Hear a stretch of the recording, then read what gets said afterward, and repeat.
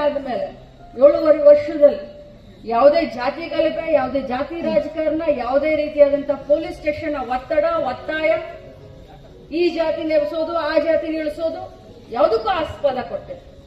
ಬಹಳಷ್ಟು ಕುವೆಂಪು ಅವರು ಹೇಳಿದ ಹಾಗೆ ನಮ್ಮ ಕ್ಷೇತ್ರ ಶಾಂತಿಯ ತೋಟ ಆಗಿದೆ ಅಂತ ಬಹಳಷ್ಟು ಹೆಮ್ಮೆಯಿಂದ ಹೇಳಲಿಕ್ಕೆ ಬಯಸ್ತೇನೆ.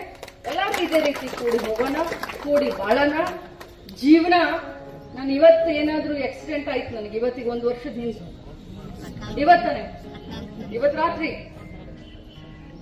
ಯುವರಾಜನ ಹೇಳ್ತಾ ಇದ್ರು ನನಗೆ, ಇವತ್ತೆಲ್ಲೂ ನೀವು ಅಡ್ಡಾಡಕ್ ಹೋಗ್ಬೇಡ್ರಿ ಅಂತ. ನಾ ಹೇಳಿದೆ, ನನ್ ದಾರಿ ಬಹಳ ಗಟ್ಟೈತಿ, ಕ್ಷೇತ್ರದ ಇನ್ನೂ ಬಹಳ ಕೆಲಸ ಮಾಡೋದೈತಿ, ರಾಜ್ಯದಾಗ ಇನ್ನೂ ಬಹಳ ದೊಡ್ಡ ಸಾಧನೆ ಮಾಡೋದೈತಿ, ಹೆಸರು ಗಳಿಸೋದೈತಿ, ಜನರಿಂದ ಜನ ನಾಯಕ ಅನಿಸ್ಕೊಳ್ಬೇಕನ್ನುವಂತ ಒಂದು ಹುಚ್ಚ ಹಂಬಲ ಐತಿ.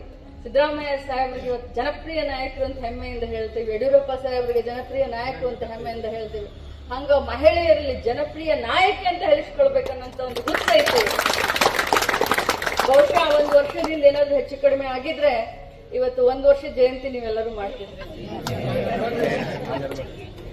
ಆದ್ರೆ ಆ ದೇವರ ಆಶೀರ್ವಾದ, ನಿಮ್ಮೆಲ್ಲರ ಆಶೀರ್ವಾದ, ನಿಮ್ಮೆಲ್ಲರ ಸೇವೆಯನ್ನ ಇಲ್ಲೂ ಮಾಡಬೇಕನ್ನೋದಕ್ಕೆ ಬದುಕಿದ್ದೀನಿ. ದೇವ್ರು ಸರಿಯಾಗಿ ನಿಮ್ ಸೇವೆ ಮಾಡ್ತಾ ಇದ್ದೀನಿ, ದೇವ್ರು ಸರಿಯಾಗಿ ನಿಮ್ ಜೊತೆ ನಡ್ಕೊಳ್ತೀನಿ, ಎಲ್ಲರನ್ನೂ ಜೊತೆಯಲ್ಲಿ ಕರ್ಕೊಂಡು ನಾನು ಬೆಳಿತೀನಿ ಅನ್ನುವಂತ ಮಾತನ್ನು ಹೇಳಿ ನಾನು ಜೆಕೆ ನ್ಯೂಸ್ ಕನ್ನಡ, ಇದು ಭ್ರಷ್ಟರ ಪಾಲಿಗೆ ಸಿಂಹ ಸ್ವಪ್ನ.